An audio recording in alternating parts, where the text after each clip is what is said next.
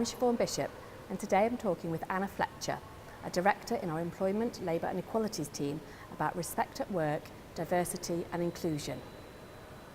So Anna, the legislation already covers discrimination and equality and harassment, but what are the recent developments we're seeing in this area? We've seen quite a lot of recent developments in this area, Siobhan. We've seen issues around dress codes, issues around what you might describe as banter in the workplace, and other more challenging issues perhaps, which I'll talk about in a moment. But if I go back to dress codes, the dress code issue I think is a really key issue. Many organisations have dress codes because they have a corporate image, or there may be health and safety or hygiene reasons, and we do have some conflicting case law.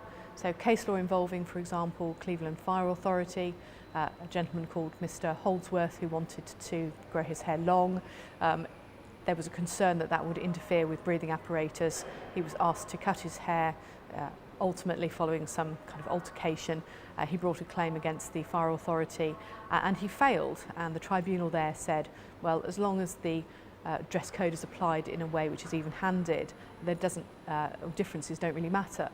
But then you look at other cases, so a case against the link store called Jarman, where Mr. Jarman brought a direct discrimination claim because he wanted to wear an earring. His female colleagues were permitted to wear earrings, and the tribunal found that that was direct discrimination. So if you fast forward, early this year we became aware that British Airways cabin crew, after a 2-year dispute, have been permitted female cabin crew to wear trousers. And then more recently, something which I think really hit the headlines, the issues in relation to wearing stilettos, or the requirement for a receptionist placed with PwC through an outsourcing agency to wear stilettos. She turned up on the first day without stilettos, was laughed at, told to go away, brought this to the public's attention, started a petition on the basis that stilettos were unlawful or illegal. And the matter was resolved with the outsourcing agency changing its dress code to provide that there was no requirement for people to wear stilettos. But I think what that does is it highlights the potential issues around what might be perceived as sexism and the importance of ensuring that dress codes are reviewed to ensure they're discriminatory or discrimination free. So there's the issue obviously of what might be described as office banter, and how that can get organisations into a lot of hot water, lots of adverse publicity. So a case involving a gentleman who was referred to by his much younger manager as Gramps, who ultimately, when he was dismissed, brought a claim for unfair dismissal and age discrimination, and that claim succeeded, and the tribunal awarded him a very significant sum of compensation, including £9,000 worth of injury to feelings. A case against Housing 21, brought by a lady of Irish nationality who complained that her manager had likened her to the characters on My Big Fat Gypsy Wedding. That again led to a finding of discrimination. The manager there thought that that was just banter.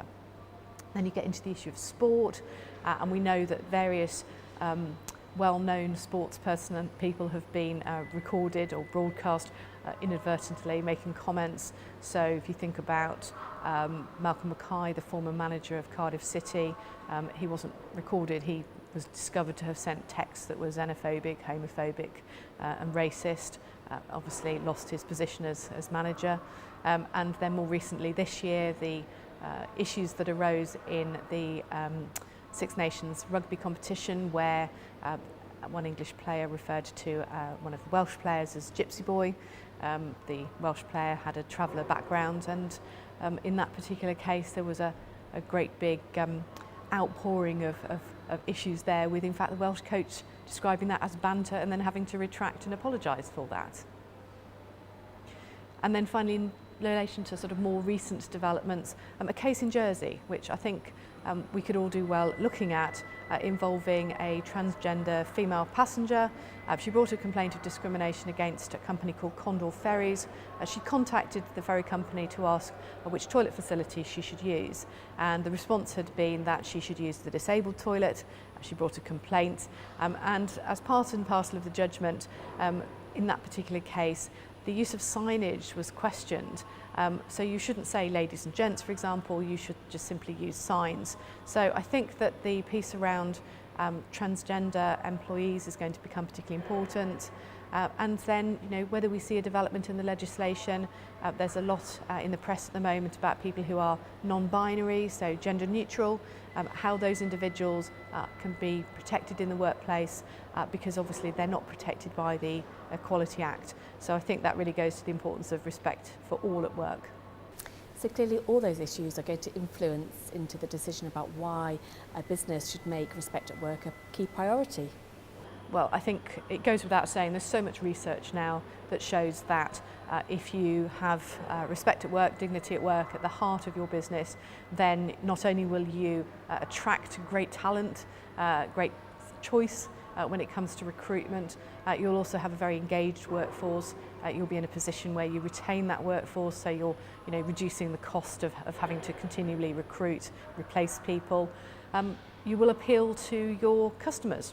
Your brand will be enhanced by the diversity of your workforce. So it creates that competitive advantage. And of course, by avoiding litigation and adverse publicity, again, you do much to help your workforce feel that it's a great place to work, and that will encourage and help competitive advantage. So what can employers do to embed respect at work in the workplace? There are lots of things that employers can do. I think first and foremost would be the need to ensure that you have top-down support, that you really do have people at senior management level not just being seen to support respect at work, but acting in appropriate ways to show that actually that is really something that's valued. Having your policies in place, it's a given. You should have those policies in place, but actually it needs to be more than that. You need to make sure those policies aren't sitting on the proverbial shelf gathering dust. You need to show that they are alive and that they have been communicated to the workforce, that the workforce understands the importance of respect at work. That can be delivered through training, things like unconscious bias training in particular for managers to understand the importance of where they sit in the agenda. Initiatives can also include things like mentoring to support underrepresented groups. You can have for example, well-being programs that help people, particularly with issues around mental health. Looking at policies and procedures in the light of other campaigns that are being run by other organisations. So what can you learn from those campaigns? And I think, really engaging with the workforce and encouraging the workforce. So, for example, setting up diversity networks. Great, thank you very much, Anna.